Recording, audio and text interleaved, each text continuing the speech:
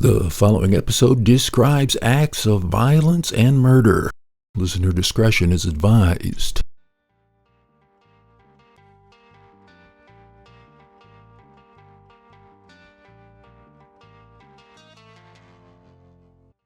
It's just before 9 p.m., September 30th, 1973. A call is placed to the home of Henry and Edith Muldoon. On the other line is a concerned neighbor at the apartment complex where the Muldoons' daughter, Joanne, lived. The neighbor alerted the Muldoons that they could hear Joanne's 3-month-old son crying in the apartment for some time. Joanne's parents made the short trip from their Fitchburg home to Joanne's apartment on Intervale Road. When they arrived at the second-floor apartment, the door was unlocked. When they entered, the lights wouldn't come on. Power was out. Using the flame from a cigarette lighter, the Muldoons made their way through the apartment. First, finding baby Christopher crying, but safe in his crib. It would be their first and only sigh of relief. They found their daughter's roommate, Deborah Johnson, dead on the sofa bed. In the kitchen, their daughter Joanne was dead on the floor. Both young women had been stabbed to death. Their throats had been cut. More than 50 years later, their murders remain unsolved.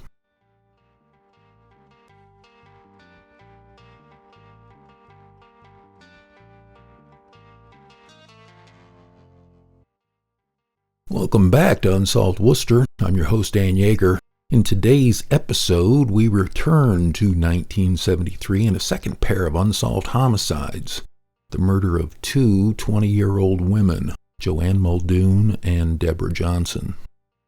The young women were brutally stabbed in their chests and throats inside of their apartment at 58 Intervale Road in Fitchburg on September 30th, 1973.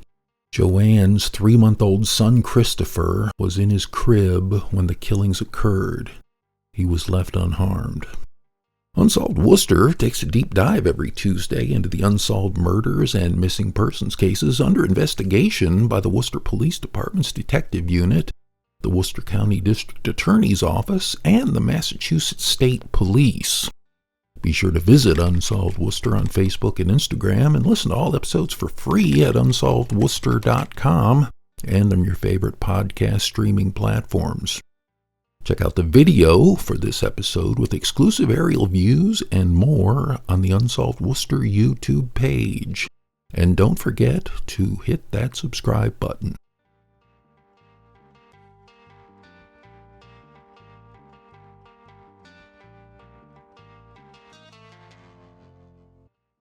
Joanne Muldoon and Deborah Johnson graduated from Fitchburg High School together in 1971. They were close friends. In high school, Joanne and Deborah were on the prom committee and in drama club together. They also played on the school's basketball and volleyball teams together. According to the Fitchburg 1971 yearbook, Deborah liked the song "Listen to the Warm" by Rob McEwen. And Joanne was known for her infinite Irish charm and her soft-spoken friendliness. The girls had moved in together to the second-floor apartment at 58 Intervale Road just months before their deaths in the fall of 1973.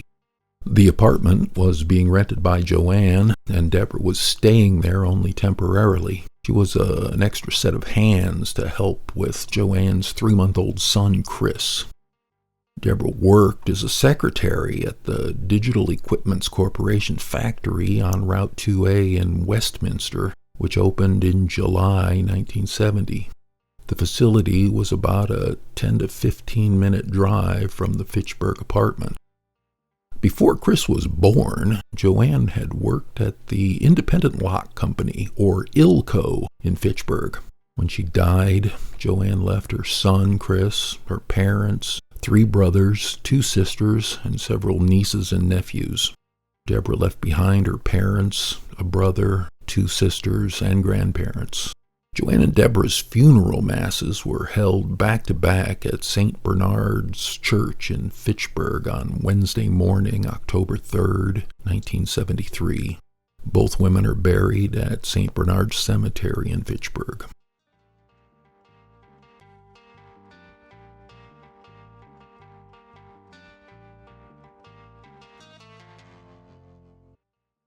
After Henry and Edith Muldoon discovered the bodies of their daughter Joanne and her roommate Deborah Johnson, Fitchburg police received a phone call from an unnamed woman reporting that Joanne and Deborah's bodies were found covered in blood inside their apartment. The caller told police they must be dead and then hung up the phone. When police arrived, the Muldoons took custody of Christopher and brought him to their home nearby. They told police that Edith had last spoken to Joanne over the phone the night before. Joanne's body was found in the apartment's kitchen near the sink. Deborah's body was on the sofa bed. Both women were wearing their nightgowns. Police believe they may have been sleeping or getting ready to go to sleep when they were killed. There were no signs of struggle, and their wounds didn't indicate they put up any fight. Neighbors said they didn't hear anything coming from their apartment until Christopher started crying. A neighbor did tell police that around 10:30 p.m. on Saturday night, September 29th, the night before Joanne and Deborah were killed, they saw a man looking around the apartment complex. The man was in his 20s with long blonde hair. When the neighbor asked the man what he was doing, the man reportedly told them he was searching for his dog. About a dozen officers and detectives showed up to assist in the investigation.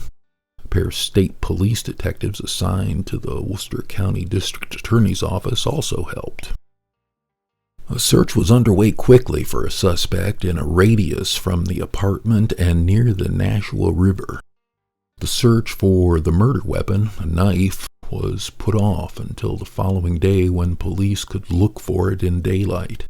The Fitchburg Public Works Department assisted in the search, cleaning out all of the catch basins in the area of Intervale Road and searching the sludge for the murder weapon. The clearing of the catch basins extended from the apartment complex to the Nashua River, about a quarter of a mile away. A hotline was set up on a private police line for people to call in with any information they might have about the murders, but the calls were few and far between.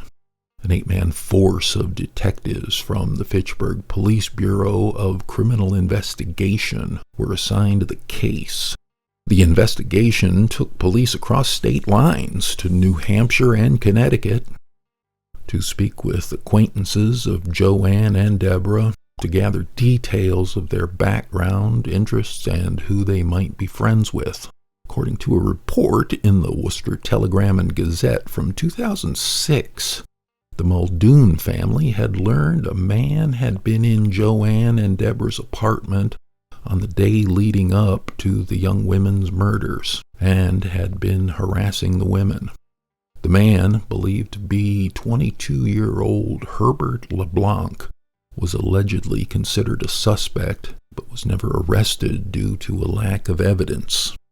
Just a few years later, LeBlanc was arrested for stabbing a woman in North Adams. He was found guilty of mayhem and assault and battery with a dangerous weapon, for which he was sentenced to concurrent terms of 15 to 16 years and 8 to 10 years, but was later released from custody. It's unknown if LeBlanc was the same man who told the neighbor he was searching for his dog the night before the women were killed. It's unlikely LeBlanc had long blonde hair in 1973. The murders of Joanne Muldoon and Deborah Johnson came just 3 weeks after a similar murder of another young woman in Townsend, Massachusetts, just north of Fitchburg.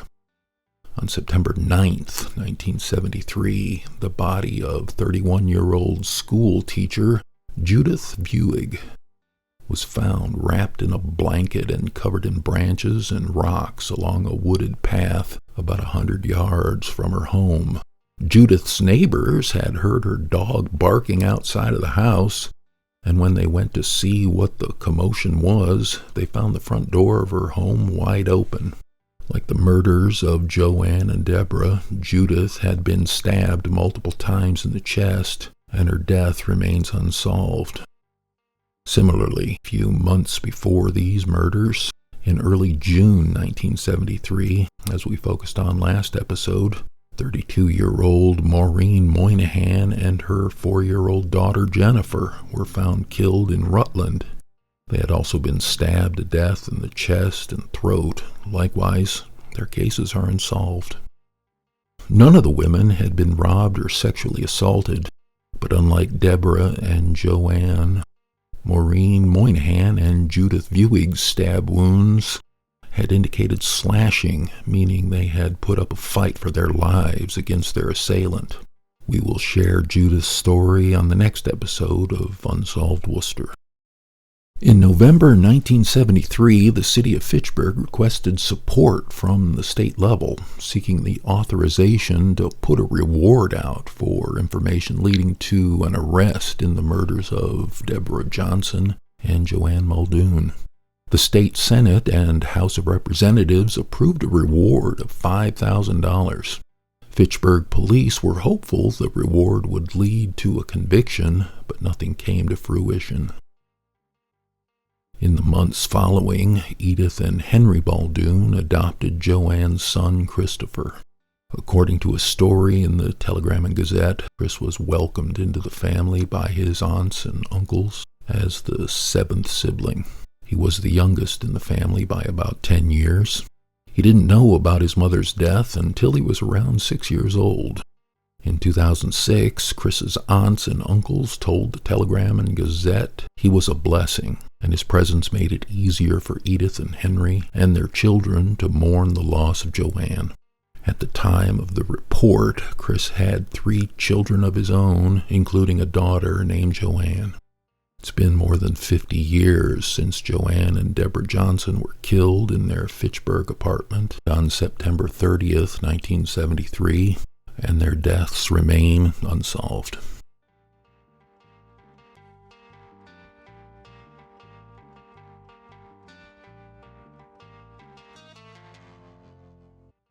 Thank you for listening. I'm Dan Yeager. Don't miss another episode. Click the notification button to get alerts when new episodes of Unsolved Worcester drop.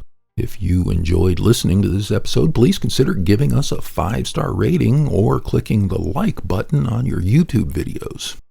Anyone with information on the murders of Joanne Muldoon and Deborah Johnson are asked to contact the Worcester County District Attorney's Office at 508-453-7589 or send an email to worcesterdaunresolved@mass.gov.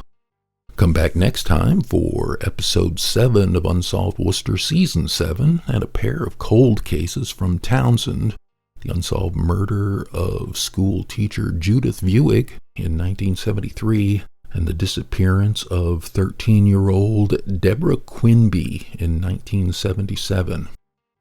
Be sure to catch up on all previous episodes at unsolvedworcester.com.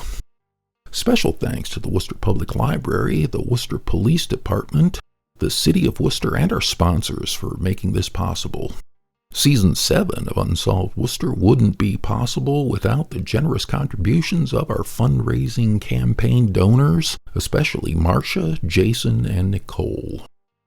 Information on Maureen and Jennifer's case was gathered from multiple resources, including the Worcester Telegram and Gazette, the Worcester County District Attorney's Office, the Fitchburg Sentinel, the Lowell Sun, Savage Watch, and more. The Unsolved Worcester podcast music is provided by Tom LeBelzik of the Worcester Jazz Collective. This episode is written and produced by Pat Sargent. Drone footage provided by Ron Scott at Chasing Daylight Studio. Videography and editing by Colin Turner. This program is supported in part by a grant from the Worcester Arts Council and the National Endowment for the Arts. To find out more about how National Endowment for the Arts grants impact individuals and communities, visit www.arts.gov.